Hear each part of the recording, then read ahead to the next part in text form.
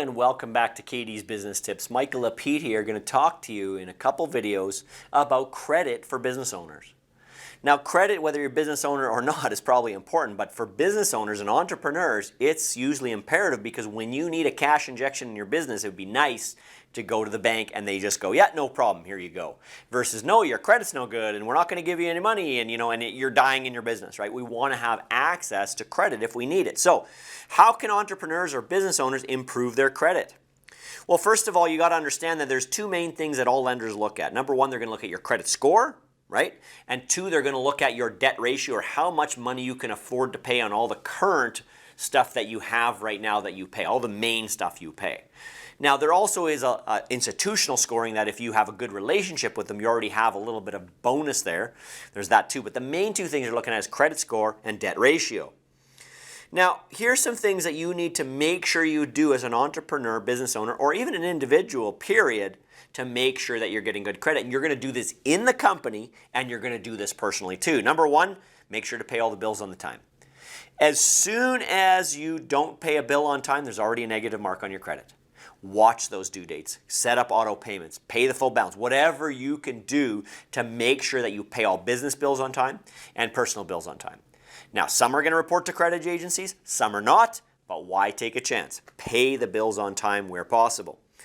Number two is keep revolving credit balances low. So if you have revolving lines of credit, don't keep them maxed the whole time. Pay them down, use them, pay them down, use them, pay them down, use them, because that is going to boost your credit. Revolving lines of credit boost your credit when they're used effectively. When they're not and they're just staying maxed out all the time, they actually lower their credit. Okay?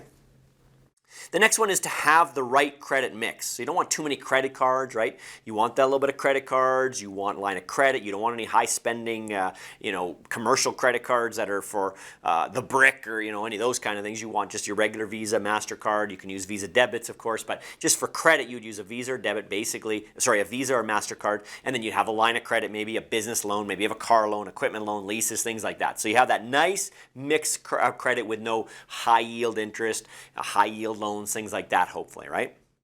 And the next thing is be focused when you go for credit, right? When you're going for credit, be focused on what you need. And this means you're projecting into the future, which is another video series we're doing in our membership videos. Hopefully you're part of that membership. But at the end of the day, you want to make sure that you can look into the future.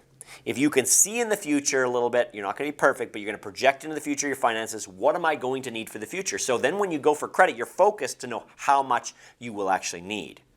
Because otherwise they could sell you on all these other credit products, or maybe you're not going to get what you need or not enough, and so forth. So be focused when you get for credit and make sure you know what you're going for.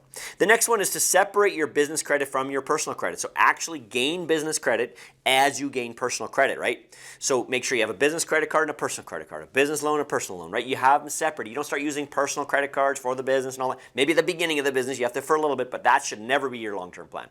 Even if you have to personally guarantee that business credit card, get the business credit card, okay? So make sure you keep them separate.